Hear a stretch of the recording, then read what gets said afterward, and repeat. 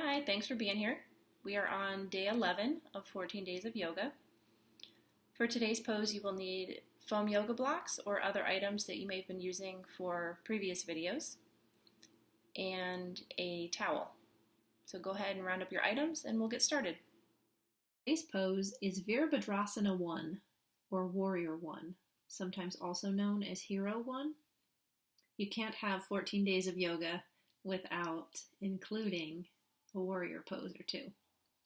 The benefits of this pose are that it increases flexibility in the hips and the shoulders as it enhances instability. So as you enhance instability in the pose, it tones the abdominal organs, and it helps teach us to face life with an open heart, directly and honestly. Some contraindications for this pose: those with knee, hip, low back pain, high blood pressure, heart disease, or history of stroke should begin with modifications to the pose. So you'll see in the picture there are a few different ways to modify. Most of them have to do with the positioning of the feet and the legs, so modifying the distance in your stance in your legs. I will also show a variation modification at the wall using your blocks. So let's head over to the mat and we will begin our warrior pose for today. As with any of our poses, you want to be sure to thoroughly stretch and prepare for movement. You can go ahead and grab your props, your blocks, or the items that you're using in place of blocks, and put them at the top of your mat. You're going to stand with the toes facing the edge of the front of your mat. You can take a forward fold onto the blocks. You're going to press into the blocks and step that right foot back. So you're taking a full extension with that right foot coming all the way back. Making sure that the knee and the ankle are stacked on the left foot. The hands can come to the hips for a few breaths. If you'd like the full expression, you're going to inhale the arms up, pinky spiral in, and the gaze is up towards the sky. You can have a couple of breaths here. Take the hands back to the hips. Have another breath or two, and then back to the blocks. Pressing into the blocks, you're going to step that right foot back up.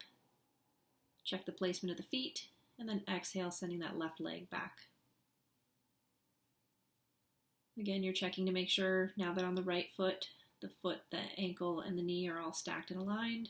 Then if so, you can take the hands to the hips for a couple breaths, or once again, take the arms up, pinky spiraled in, and gazes up towards the sky. So it's similar foot positioning as the lunge, if you did the lunge practice with me. And the hands can come back to the hips and then back to the blocks. Step that left foot back in and slowly raise up to your mountain pose. We'll take a moment to transition and I will show you the modification for this pose.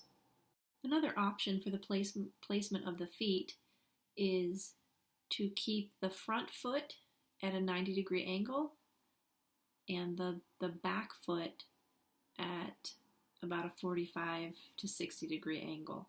So it's going to be similar to the feet positioning of the triangle pose that we did, the Trikonasana pose.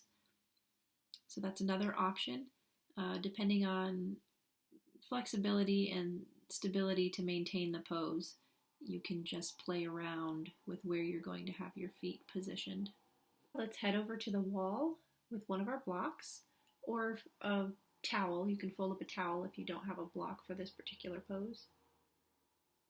You're going to place the block at the knee height, so knee level against the wall. It's going to show here that it's my left leg, but it's actually my right leg. So you want to press that right knee into that block. So the knee is going to hold the pressure that's needed to keep the block in place. And then you're going to step that left leg back. The hands can come to the hips, or you can take the arms up. You can play around, go between the hips and the arms up if you'd like. Go ahead and grab that block, and now try it with the other leg. I'm going to press that left knee now into that block. and then you're stepping back far with that right leg. And again, you're seeing if the hands need to be at the hips or up.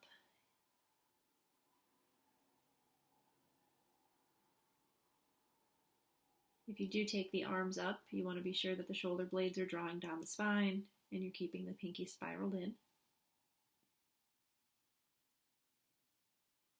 You take the hands at the hips and then grab the block, and that's the modification for this pose. Glad you could join me. Hope you enjoyed today's pose. Check back tomorrow for a new video. Enjoy the rest of your day. Namaste.